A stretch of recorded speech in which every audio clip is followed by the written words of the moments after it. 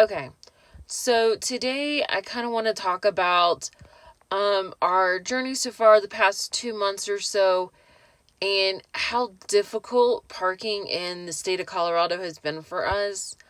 Um, Not everyone will have the same experiences as me, obviously, but it's been a difficult road for us. And so that's kind of what I'm going to talk about today.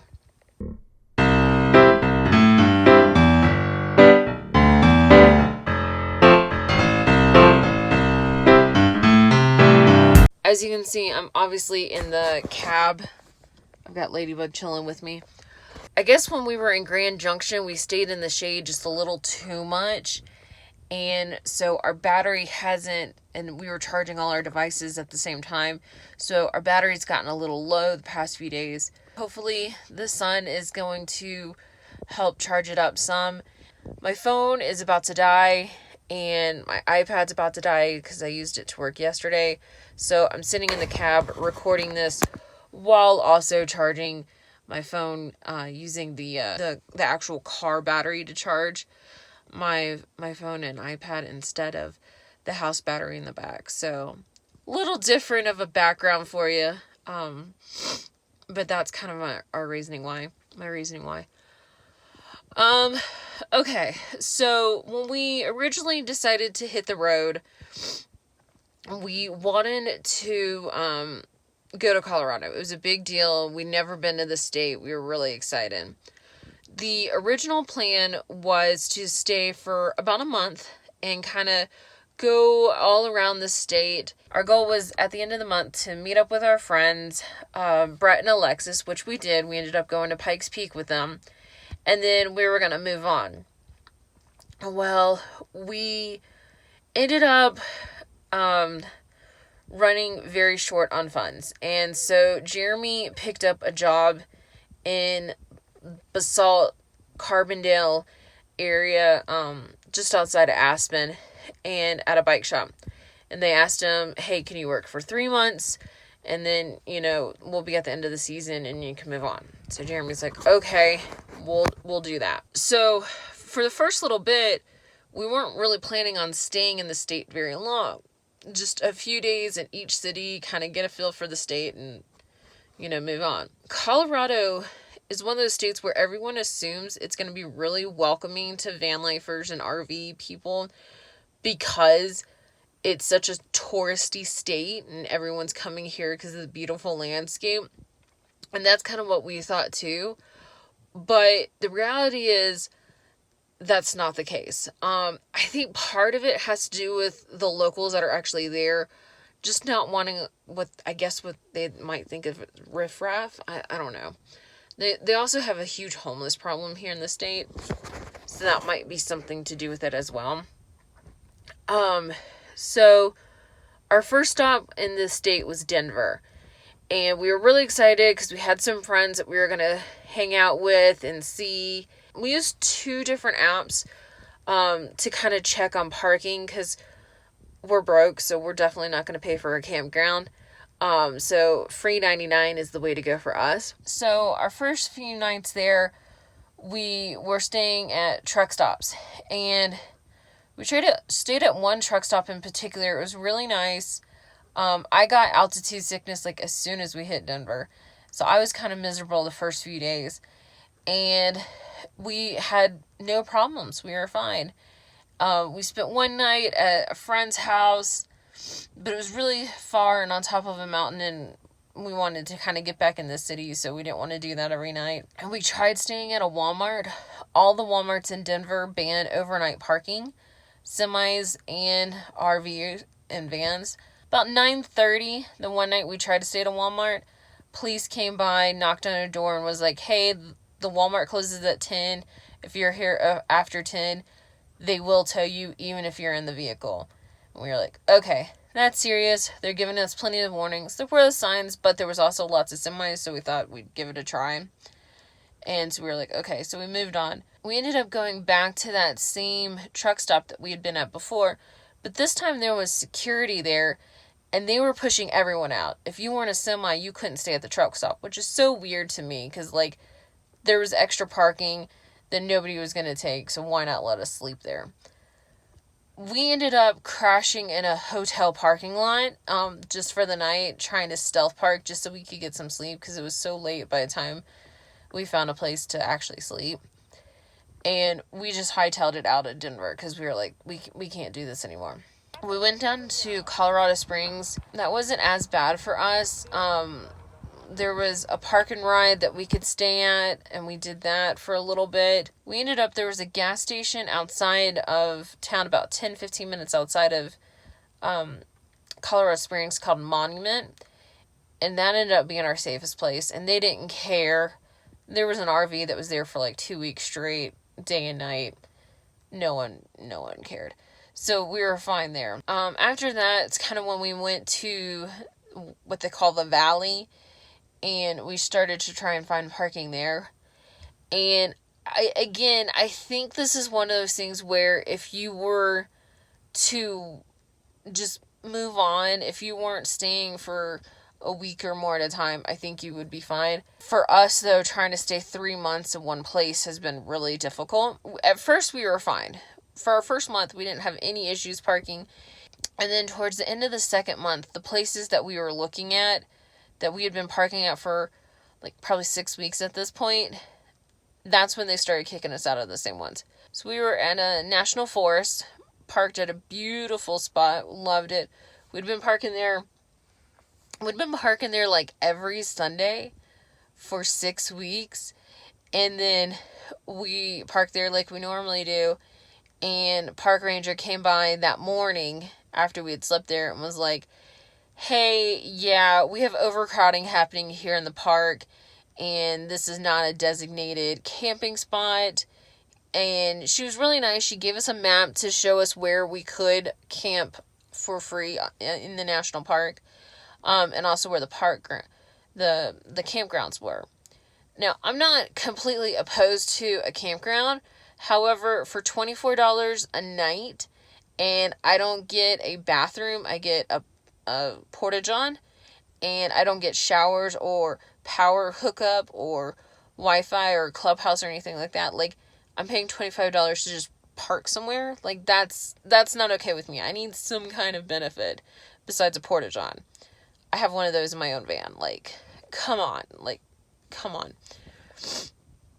So we left so this was on a Sunday morning that we got kicked out. And then we moved over to some BLM land. Now, we had been parking there multiple times throughout the week. It's right outside of both Carbondale and Basalt. So it's at the top of the mountain. Kind of like, here's the mountain. Here's where we were parking, Carbondale. And then Basalt. So it's like a nice little triangle. Again, we've parked here multiple times. Had no problems. We were exhausted and kind of skittish from being knocked down that morning. 11:30 at night, get knocked on again. We're in BLM land, but the local sheriff is the one that knocks on the door. And he's like, you can't stay here. You can't camp here. He's like, I'm going to let you stay for the night, but, you can't come up here anymore. And he was kind of asking us what we were doing, what we were there for. And, I was nice. I was honest. And I was like, hey, my husband has a temporary job here. We're just here for the season. Then we're going to be on our way.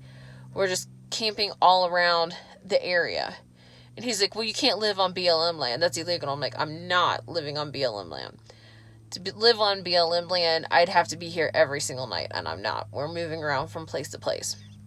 And for those of you that don't know, BLM land, you can only stay for a maximum of 2 weeks at a time on. I've talked to other people, other locals, and a friend that's a park ranger in the state, and everyone thinks that they were basically just trying to bully us.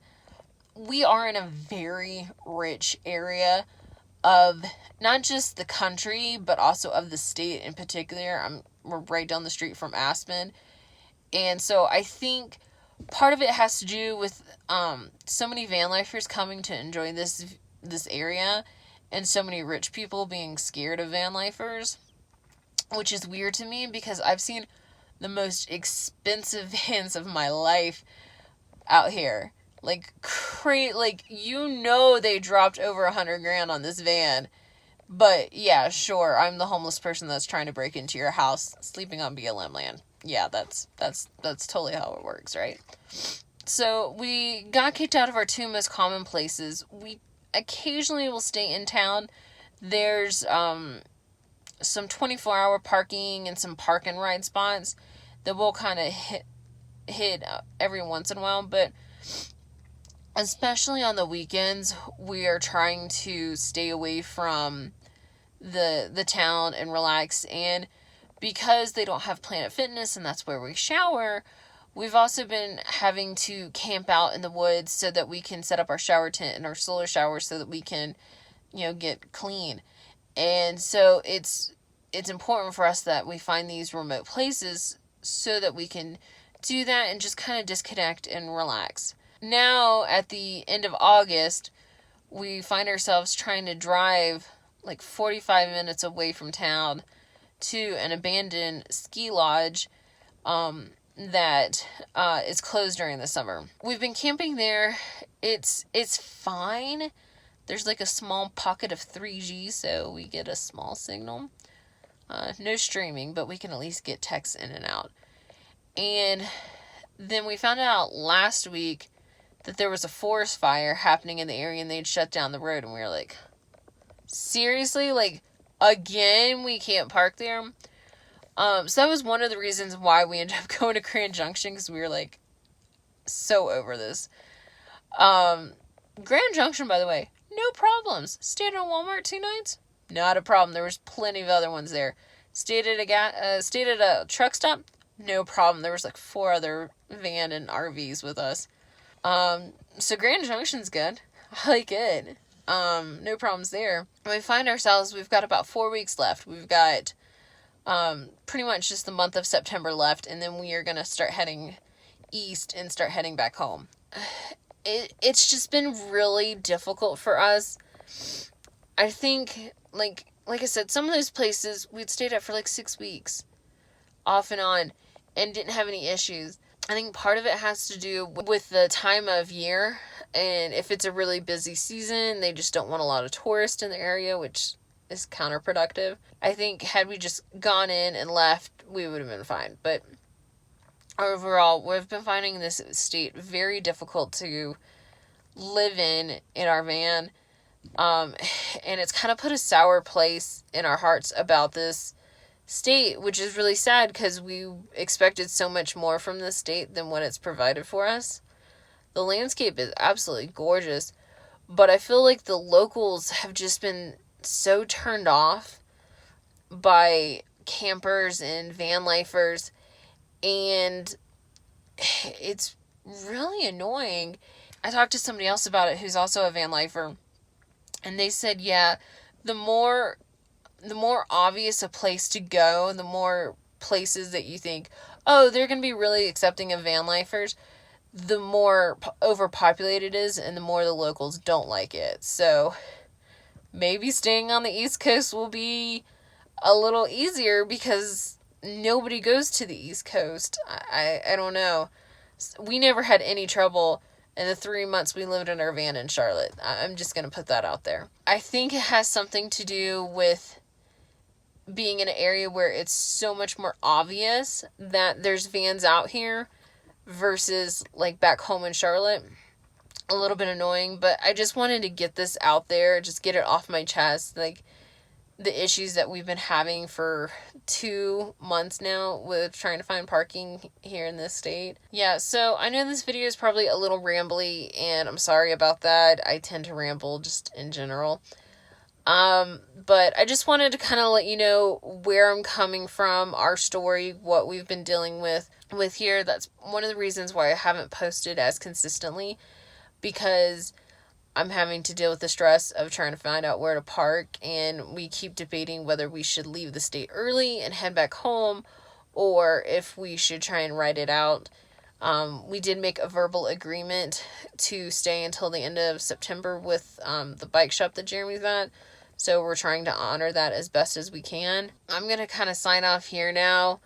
If you're interested in learning more about what real van life is like, hit that subscribe button for me. It would mean so much. I'm so close to 100 subscribers. I'd love it if I could hit 100 by the end of the week. That would just mean the absolute world to me. Yeah. And I'll see you guys next time. Until then, enjoy, encourage, and explore.